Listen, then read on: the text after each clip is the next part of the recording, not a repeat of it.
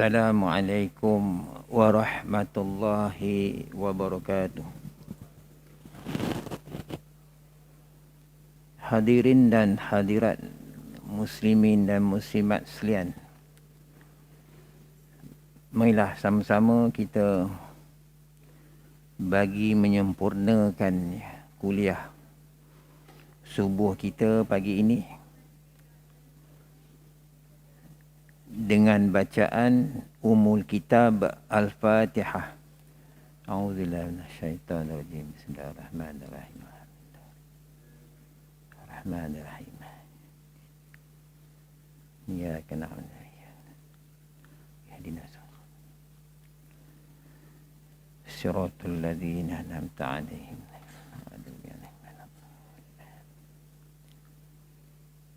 A'udzu billahi minasyaitonir rajim. Bismillahirrahmanirrahim. Alhamdulillahi rabbil alamin. Wal 'aqibatu lil muttaqin. Wala udwana illa 'alal zalimin. Wassalatu wassalamu ala asyrafil anbiya'i wal mursalin wa ala alihi wa sahbihi ajma'in. Amma ba'du. Qala rabbi israh li sadri wa yassir li amri wahlul 'uqdatam min lisani yafqahu qawli. Qalu subhanaka la ilma lana illa ma 'allamtana innaka antal alimul hakim. Rabbana aftah bainana wa baina qaumina bil haqq wa anta khairul fatihin. La haula wa la quwata illa billahi alil azim. Pada sidang jemaah sekalian yang saya hormati, pertama-tama marilah kita merafakkan tak terhingganya kesyukuran kita kepada Allah, iaitu di dalam pertemuan bulanan kita untuk menyambung lagi pembacaan kita, pengajian kita, iaitu dalam mengenal bahawasanya Allah Ta'ala yang kita sembah selama ini memiliki nama-nama yang agung, nama-nama yang mulia, nama-nama yang besar, nama-nama yang hebat. Dan telah disebut oleh ulama sebahagiannya, saya ulang-ulang pada ini tiap-tiap bulan, apakah kelebihan, manfaat yang kita ini semua diarahkan supaya wajib mengimani bahawasanya Allah Ta'ala ni memiliki nama-nama yang berbagai tersebut. Yang Allah ini bukan namanya semata-mata Allah, tak terhingga. Ar-Rahman, Ar-Rahim, Al-Jabbar, Al-Muntaqim, Al-Mani', Al-Haqqu. Semua nama-nama dia. Lalu ulama menyebut ialah faedahnya ada 6 perkara. 6 keadaan. Ini saya kena ulang-ulang selalu. Sebab kita wajib beriman dengan wujudnya Allah. Kita tak nampak Tuhan. Jadi caranya nak meyakini wujudnya Allah itu ialah di antaranya memahamilah tentang nama-namanya. Setiap nama-nama tadi sebenarnya berlegar, berjalan setiap saat. Dan setiap nama-nama tadi berhubung kait dengan alam ini. Syarat kita memandang semua tadi dengan ilmu. Sebab itu pertama disebut faedahnya ialah untuk supaya mudah ma'rifatullah, kenal dengan Tuhan dari nama tadi. Sebab tadi saya sebut Setiap nama itu berjalan. Allah, Ar-Rahman, Ar-Rahim, Al-Wadud, Al-Ghani, Ar-Razaq, Al-Muhyi, semua berjalan. Bila? Sekarang ni. Tuan-tuan hidup ni, bernyawa ni. Kenapa? Sebab dia namanya Al-Muhyi, tukang bagi hidup. Itu berjalan sekarang ni. Dan kita mengalami kematian sahabat kita, kawan-kawan kita. Semalam pun sahabat kita meninggal, saudara Asri. Kenapa? Sebab nama dia Al-Mumit, yang tukang mematikan. Itu dalilnya setiap nama ni berjalan. Nanti ada sarapan Tuan Ji. Ada kan? Makan kan? Itu rezeki. Berjalan juga nama dia. Nombor 18. Ar-Razaq. Jadi itu sebab disebut setiap nama tu bila diimani, diyakini, dibenarkan, maka satu faedahnya ialah daripada 6 perkara, mudah kenal dengan dia. 2, menambah kekuatan iman, ketakwaan seseorang kepada Allah dari nama-nama tersebut. 3, untuk cara mudah berdoa dari nama-nama tadi. Ya Allah, Ya Allah, Ya Rahman, Ya Rahman, Ya Rahim, Ya Malik, Ya Kudus. Semua tak ada fadilat masing-masing. Sebab tu dalam buku tuan-tuan tu, pengakhiran dia mesti ada fadilat. Apa kelebihan, tuntutan dari nama tadi jika diamalkan.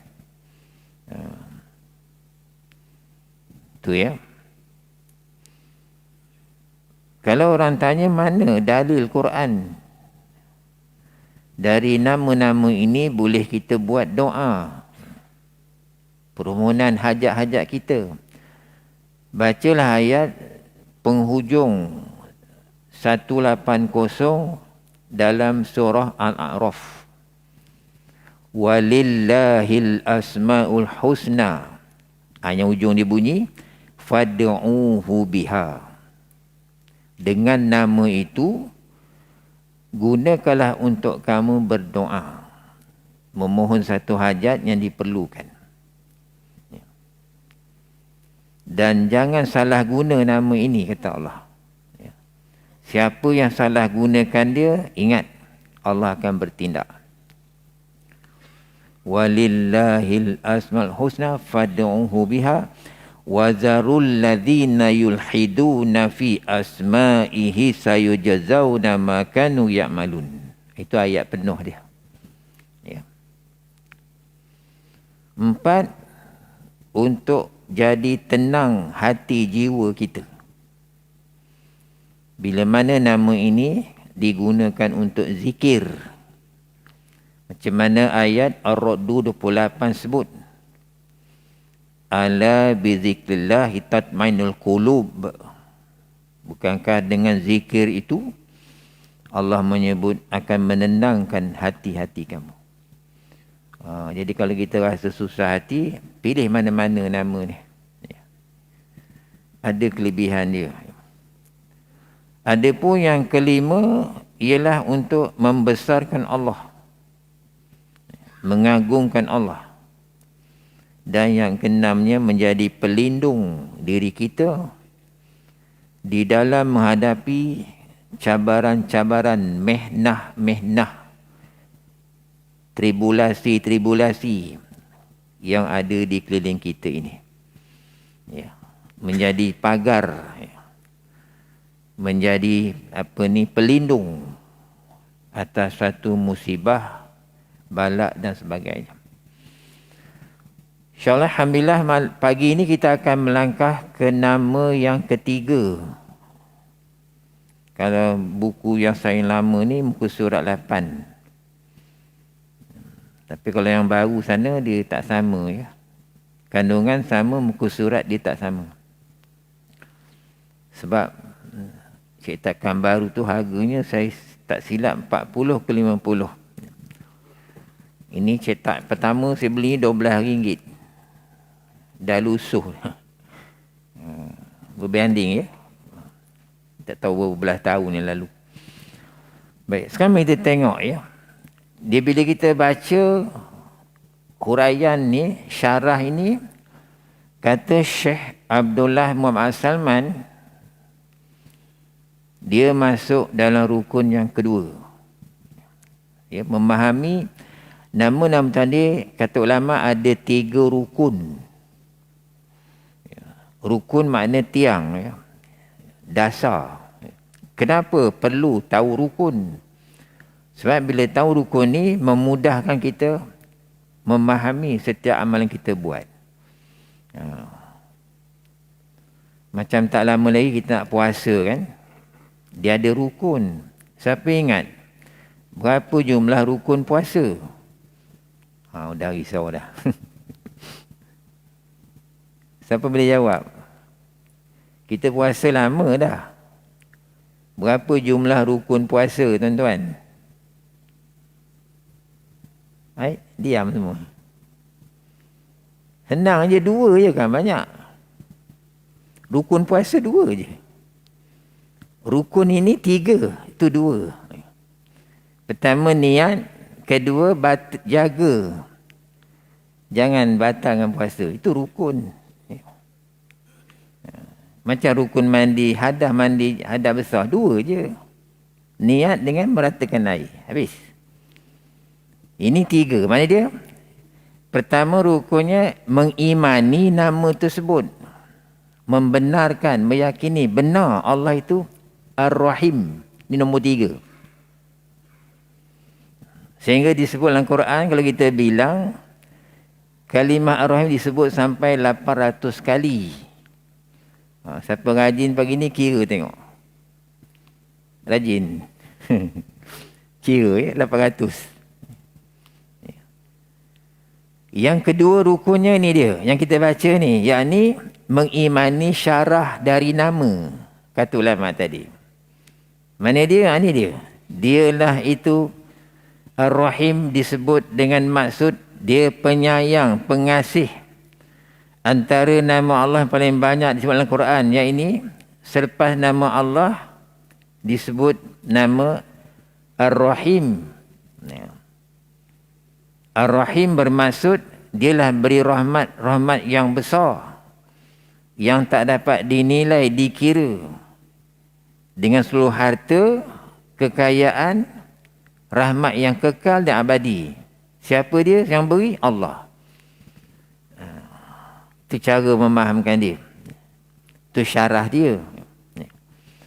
Rukun ketiganya dari nama itu kena pada kita, sasar pada kita. Kita rasai semua yang dapat sayang ni dialah beri. Lalu balas balik dengan syukur. Ya.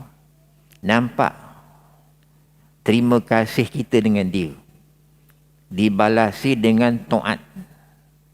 Itu cara dia. Ya. Saya tunjuk senang-senang. Ya. Supaya mudah dipahami. Ya. Jadi pagi ini kita cuba pahami syarah yang disebut oleh Profesor Talib Samad ini. Ya. Mungkin orang tanya kan, ini dari mana buku ni, asal usulnya? Asalnya ialah kitab yang diberi nama Maqsyalul Syar'i Ma'ani Asmaul Husna yang dikarang oleh Imam Ghazali. Itu asal dia. Ya. Jadi nak mudah dibaca, dipelajari, ya, pengarang Al-Arham ni ubah dengan bahasa Rumi supaya senang kita pelajari. Ya. Cumanya dia tak letak matan ayat. Jadi kena cari. Dia hanya kodkan dengan Al-Quran surah mana, ayat mana. Mungkin takut kita bawa masuk dalam tandas dan sebagainya kadang-kadang kan. Itu setengah ulama' dia buat macam tu.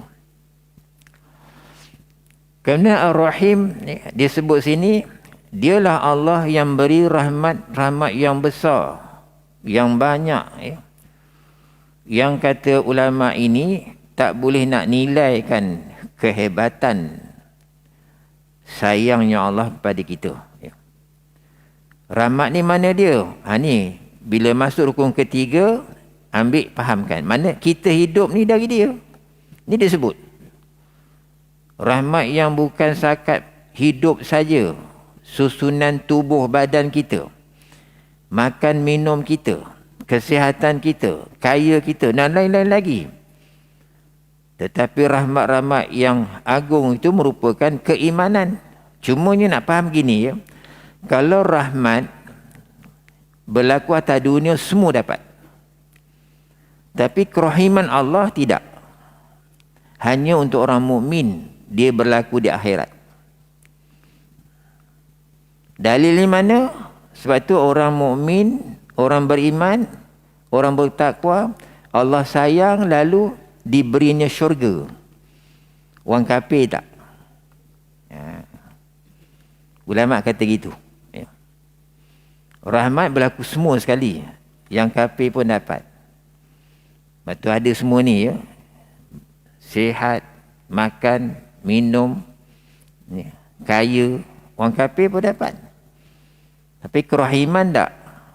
Dia berlaku di akhirat untuk orang mukmin saja. Ya. Jadi orang kafir jangan marahlah. Ya. Saya ada baca satu keratan akhbar lama dulu ya. Orang Hindu petikai. Mana boleh ini macam, dia kata, kalau ini budak-budak mati syurga, kita orang apa macam? Kalau sudah tua, tak ada Islam, masuk neraka. Saya kata betul lah.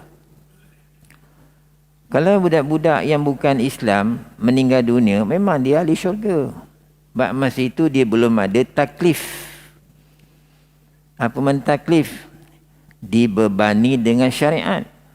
Tapi kalau dia telah akil balik, dia ada perkiraan.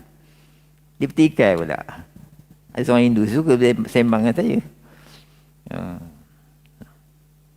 Dan ada yang mengatakan, dia petikai juga. Rupanya, agama Hindu ni, yang cucuk-cucuk tu bagi dia sesat katanya. Macam Islam ada menyeleweng, dia pun seleweng juga katanya. Dia kata Hindu tu tak ada itu cucuk-cucuk itu angkat apa tu. Tak ada lah itu ni. Itu gila punya kerja ni. Dia pun cakap macam tu. Ya. Jadi ni syarah dia. Dan disebut lagi, itulah dia agama yang benar. Rahmat yang bukan hidup semata-mata, bukan sakat kata ulama ini, memberi susunan tubuh, makan minum, kesihatan, kaya dan lainnya. Tetapi rahmat-rahmat itu yang agung merupakan keimanan. Ataupun rahmat itu ialah agama yang benar, yakni Islam. Lagi disebut apa? Ilmu yang benar merupakan jalan lurus hidup, yakni siratul mustaqim, perasaan bahagia dan sumber-sumber keimanan, perasaan cinta terhadap Allah, cinta Rasulnya, cinta ajarannya. Akhirnya rahmat terbesar itu menjadi induk segala rahmat, ialah syurga, jannatun naim dan lain-lainnya, rahmat besar yang abadi dalam hidup akhirat. Di sini yang ulama tafsir, dia kata rahmat ini dia berlaku semua. Tak kira Islam tak Islamnya diberi. Tapi kerahiman Allah tidak. Hanya untuk orang mukmin. Lepas tu saya ulang di sini, balasannya orang mukmin syurga. Orang kafir tak. Ya. Itu hujah dia ya. Macam mana Islam beritahu. Sebab itu silap ya. Orang yang ada pahaman liberalisme. Dia kata semua agama baik. Semua agama elok.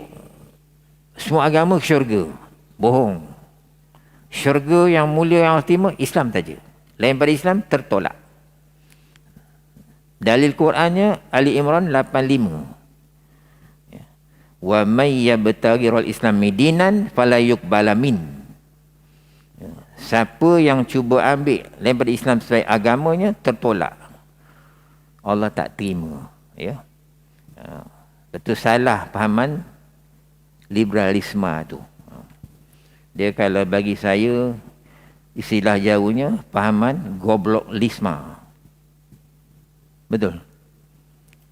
Gobloklisme, dablelisme, bergudulisme. Dia agak-agak macam tu je.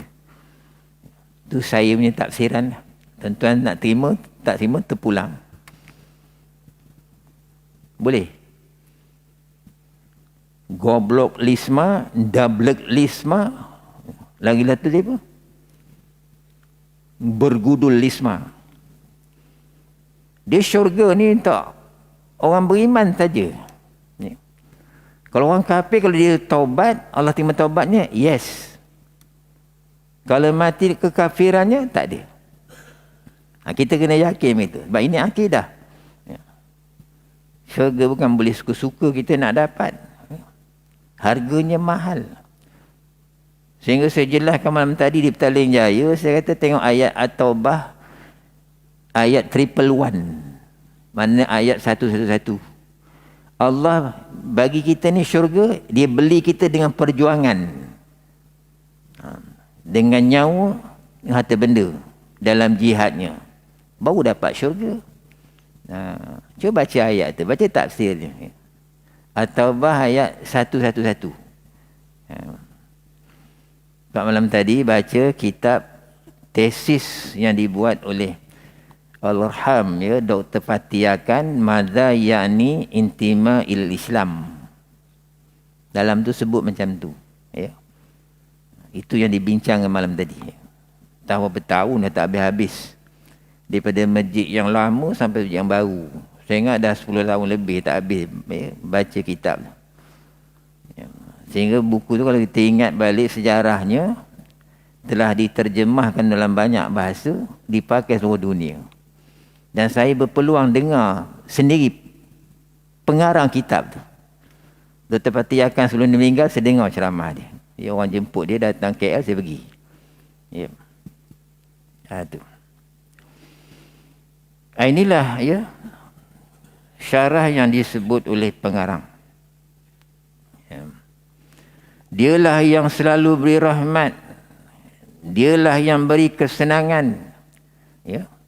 Terutamanya kepada mereka yang menggunakan pemberian Allah seperti mana diperintahkan, dan belas kasihnya kepada mereka, ni beriman tadi, yakni yang percaya, yang beriman dengan hari kiamat, hari akhirat. Dia bagi kasihnya. Ya. Kemudian sambung lagi. Kita nak berhenti berapa je? 7:30. Sekejap sangat, ya. Jadi disebut sini, Allah lah yang beri rahmat, pengasihnya, penyayangnya, pemurahnya.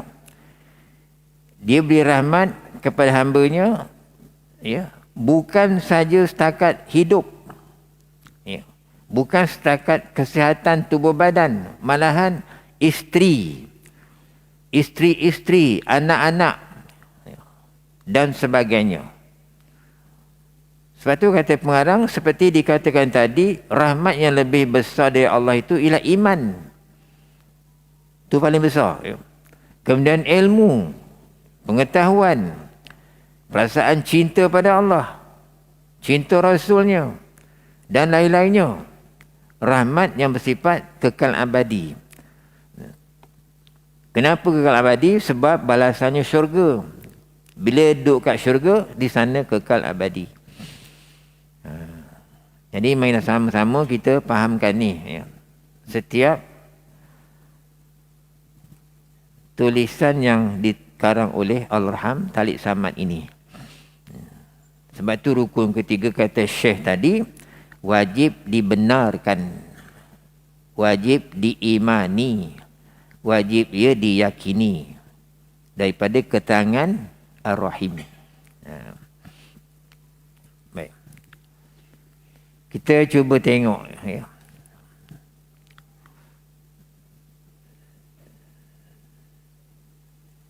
Dan rahmat dan kasih sayang Allah ini bukan sahaja kat dunia, tetapi meliputinya di akhirat, yang merupakan hidup yang kekal abadi yang saya sebut tadi. Kasih sayang Allah ini tetap dan tidak putus-putus. Limpahan kasih sayang Allah ini adalah tidak memandang siapa dan apa juga golongan manusia. Kasih sayang Allah berjalan sepanjang ya. Sepanjang mana? Sepanjang masa tanpa henti-henti, mengalir, menaungi kehidupan segala makhluk di bumi ini dan di langit serta sekalian isi alam yang wujud ini. Ya. Kemudian diletakkan satu hadis Nabi, riwayat Imam Bukhari dan Muslim, yang bermaksud Nabi sallallahu alaihi wasallam bersabda, sesungguhnya Allah telah menciptakan rahmat di sisinya pada hari diciptakan 100 bahagian. Beliau tahan di sisinya 99 dan sebarkan di tengah-tengah seluruh makhluknya sebahagian saja. Kalau orang kafir mengetahui tentang rahmat Allah ini ada di sisinya, nescaya dia tidak akan putus asa daripada rahmat Allah. Sementara kalau orang mukmin tahu kebesaran azab siksa Allah, tentunya dia tidak akan merasa dirinya aman daripada neraka. Ini perbandingan yang disebut dalam hadis. Sebab dia orang tak tahu. Itulah tetap dengan keengkarannya, kedegilannya. Kalau tahu tak jadi begitu. Tentang hadis ini. Baik. Nanti kita buat perbandingan ya. Kita baca dulu. Kerana dalam riwayat yang lain pula dia menyebut, diterangkan bahawasanya seekor kuda angkat kakinya kerana kasih sayang supaya anaknya yang sedang terletak di tanah tidak terpijak. Itulah ditanda sebahagian dari Allah Ta'ala menyebarkan dengan makhluknya tentang kerahimannya. Mana binatang pun Allah beri. Automatik rahmat tadi. Mungkin saya pernah sebut, ulama tafsir, benda macam ni disebut dalam 2 kejadian. Saya ulang balik pagi ni. Satu berlaku pada seekor anjing, Allah beri rahmat. Satu lagi berlaku pada seekor ibu ayam. Boleh baca yang kitab tafsir ada ya. Tentang menjelaskan tentang besarnya rahmat Allah. Anjing ni tuan-tuan, saya ulang tayang ya, ulang balik biar kita ingat. Tiap-tiap hari dia hantar tuan dia pergi kerja ke mana? Ke stesen kereta api. Pagi. Bila tengok tuannya naik pergi kerja, naik kereta api dia balik. Nanti pukul 5 datang. Jemput tuannya balik sama, mengiringi dia. Ni bukan pasal kita Islam, bukan. Dia bukan orang Islam. Berlaku di Amerika. Ulama tafsir masukkan. Begitulah. Berbulan bertahun. Satu hari dia datang, kereta api sampai, tuannya tak ada. Anjing tak balik. Seminggu, sebulan, beberapa bulan. Yang tukang perhatikan dia, station master yang ada di stesen tersebut. Daripada mula cantik, gemuk, kurus.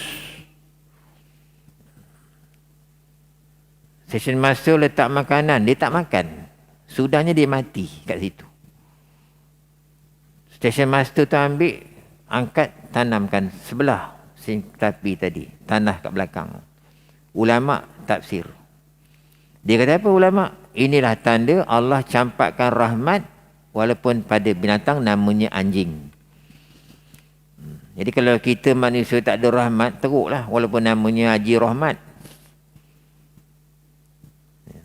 Sebab lawan rahmat ni azab. Tak ikut Islam maknanya. Duduk pula mana? Lorong selamat. Lorong rahmat. Tak kena kan? Tu saya tegur ni, masjid kita ni lawa namanya Masjid At-Taqwa. Jadi jangan masjidnya takwa, orangnya tidak. Orangnya takwa jugalah. Baru padan dengan nama, tidak malu kita. Kan?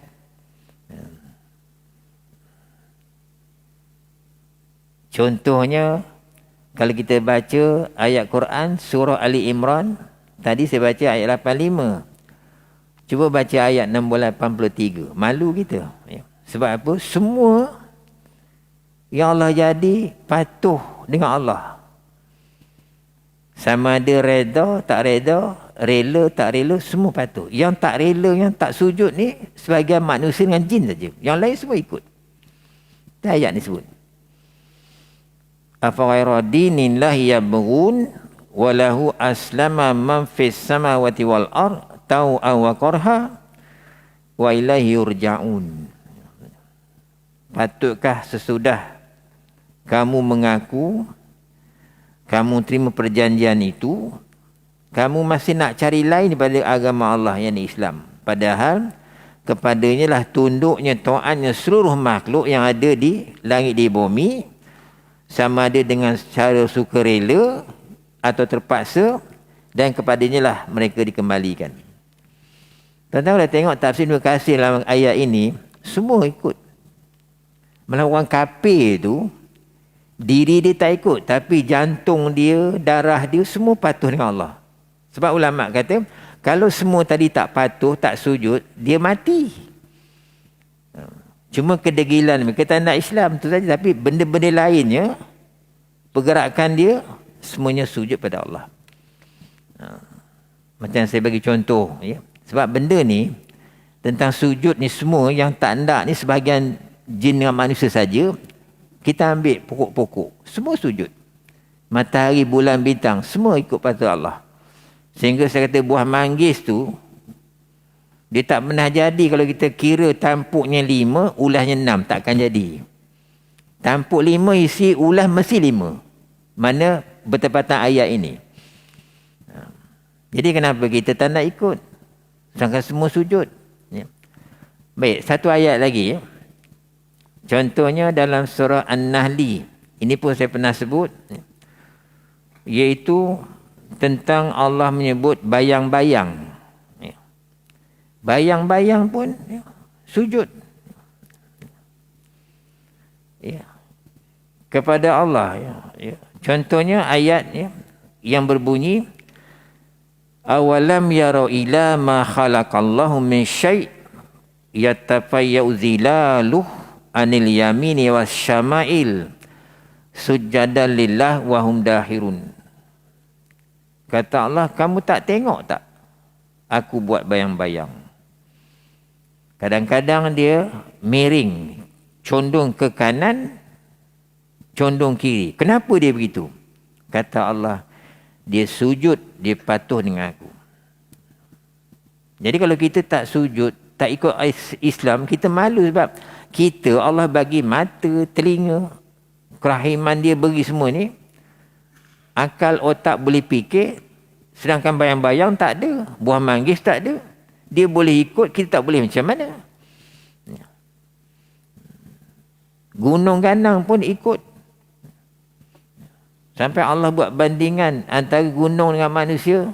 Gunung ditahu amanah tak nak. Sebab bila ditanya amanah itu apa, Allah jawab, kalau kamu taat, kamu beriman, syurga. Kalau sebaliknya neraka. Gunung tak sanggup. Tengok ayat dalam Al-Ahzab ayat 70. Ayat terakhir. Inna aradnal amanata 'alas samawati wal ardi wal jibal fa abaina ayyahmilnaha wa ashfaqna minha wa hamalahal insan innahu kana zaluman jahula.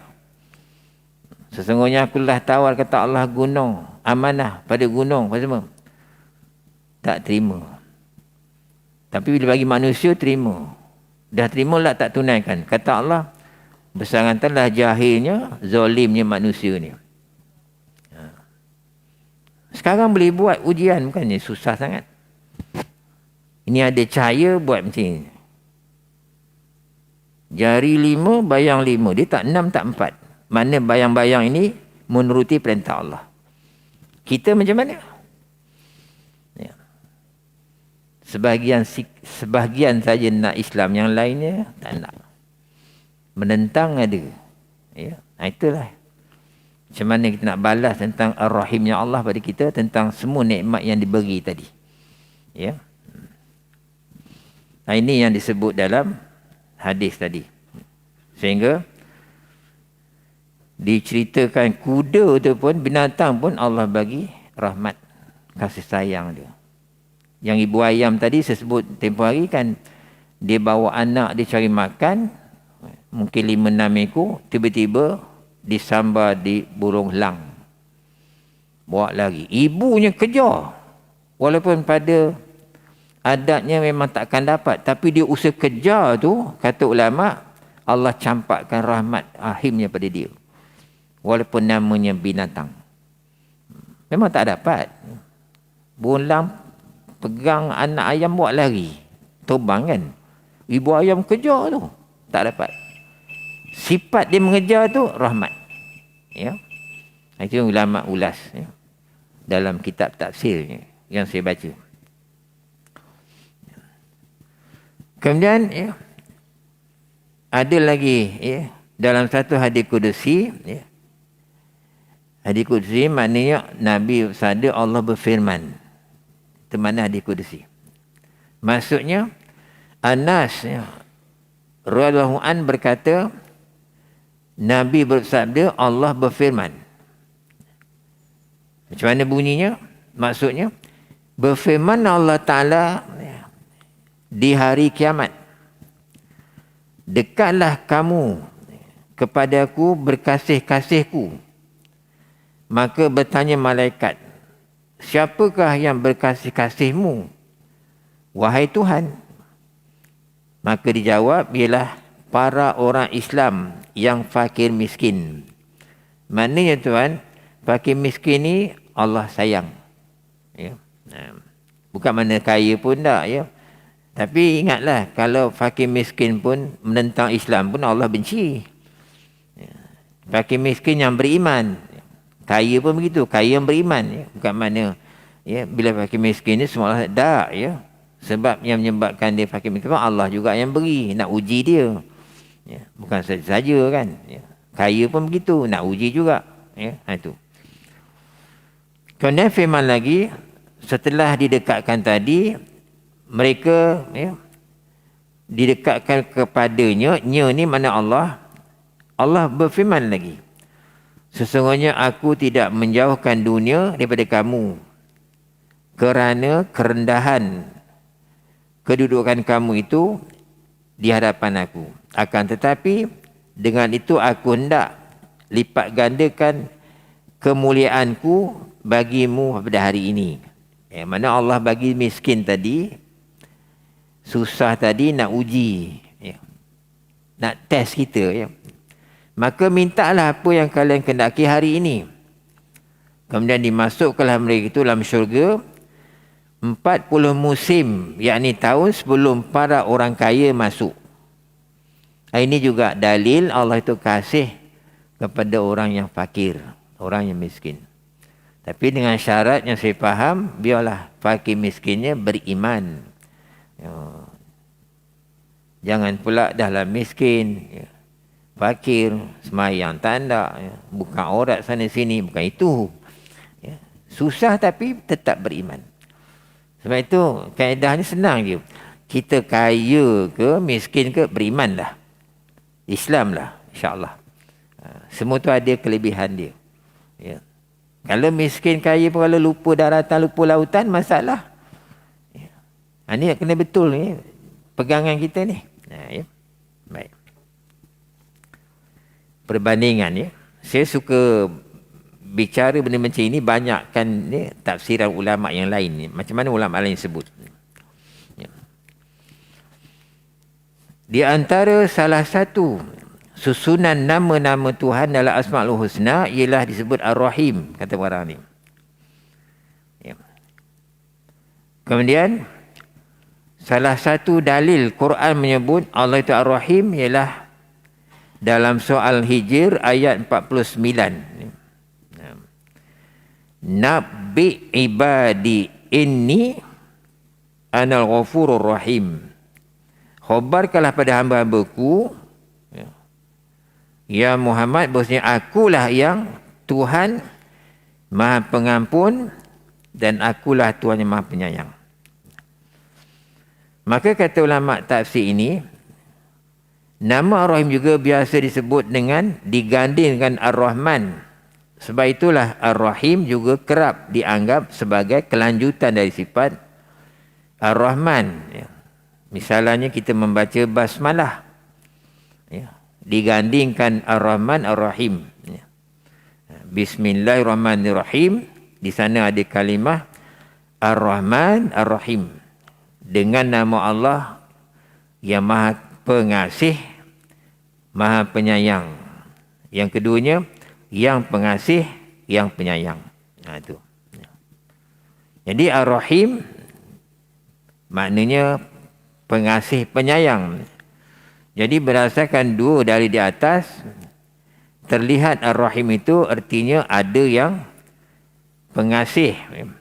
Bagaimana diambil daripada makna dalam Asmaul Husna, ya, dan sebagainya, ya, yang sering digandingkan dengan Ar-Rahman. Ya. Walaupun memiliki makna yang mirip, yang dekat-dekat sama, pemahaman Ar-Rahim dengan Ar-Rahman itu berbeza, kata ulama. Ya. Bezanya letak di mana? Pada subjek yang dimaksudkan. Ya. Artinya Ar-Rahman kepada seluruh makhluk Allah. Tetapi Ar-Rahim, tengok ya, dia kata apa? Hanya untuk orang yang beriman. Ya, kasih sayang Allah itu untuk beriman. Sebab itu dalilnya saya sebut tadi, syurga diberikan pada mereka. Walaupun dia punya ejaannya sama, tapi tuntutannya, pengajarannya lain. Contohnya macam ni, kita akan jumpa nanti nombor 47 dengan nombor 29. Allah itu Al-Hakim. Allah juga Al-Hakam. Ejaan sama, tapi maksud berbeza. Al-Hakim maknanya Tuhan yang Maha Bijaksana.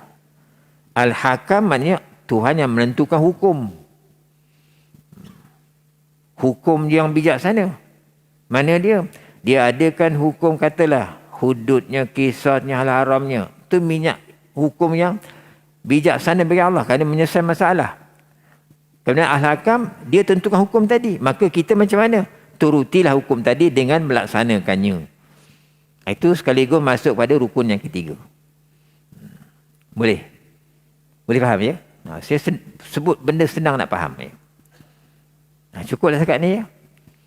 Mukadimah malam ni, pagi ni kita jumpa lagi bulan depan. Sekali lagi, kerana tak lama kita dah nak puasa kan. Tapi Ramadan pun jalan juga kan. Itu saja sedikit mukadimah yang dapat saya sampaikan daripada syarah nama Tuhan yang ketiga ialah Ar-Rahim. Ya. Dan dari nama ini boleh kita buat nama anak-anak kita, ya, dengan menambah sebelumnya kena ada Ahmad ataupun Abdul. Jangan ambil Ar-Rahim saja, buatlah Ahmad Rahim ke, ya, Abdul Rahim ke, macam tu. Ya. Nanti ya, bila selesai nanti kita akan cuba terangkan pula ya, apakah kelebihan dari nama tadi dan juga apa tuntutan akidah dari nama-nama tadi. Ya. Wallahualam, itu saja pagi ini. Kita jumpa lagi akan datang. Cuma sebelum akhir ni saya ingat tuan-tuan semua, ya, kita pun tak lama lagi nak berpuasa. Ya. Ada lebih kurang 11 ulama sebut tentang persiapan dia. Dia tak sebut, cuma antara saya sebut tadi, buka baliklah ya, kitab-kitab yang ada kaitan dengan Ramadan dan juga puasa. Ya. Jadikan puasa ini yang paling berkualiti pada yang lalu-lalu. Itulah ingatan saya. Ya. Sehingga kita jumpa lagi insya-Allah ya. Bismillahirrahmanirrahim. Alhamdulillahirabbil alamin. Allahumma anfa'na bima 'allamtana wa 'allimna ma yanfa'una wa zidna ilma walhamdulillah kulli hal. Allahumma la tada' lana fi maqamina hadza dhanban ghafartah wa la hajata illa qadaitah wa la hamman illa farajtah wa la maridan illa syafaitah wa la aiban illa satartah wa la dhalan illa hadaitah wa la jahila illa 'alamtah bi rahmatika arhamar rahimin. Wa sallallahu ala sayyidina Muhammadin nabil ummi wa ala alihi wa sahbihi wa baraka wa sallam. Walhamdulillahirabbil alamin. Kita tutup sama-sama dengan membaca tasbih kafarah dan suratul as. Bismillahirrahmanirrahim. Subhanaka wa hamdika asyhadu an la ilaha illa anta astaghfiruka wa atubu ilaik.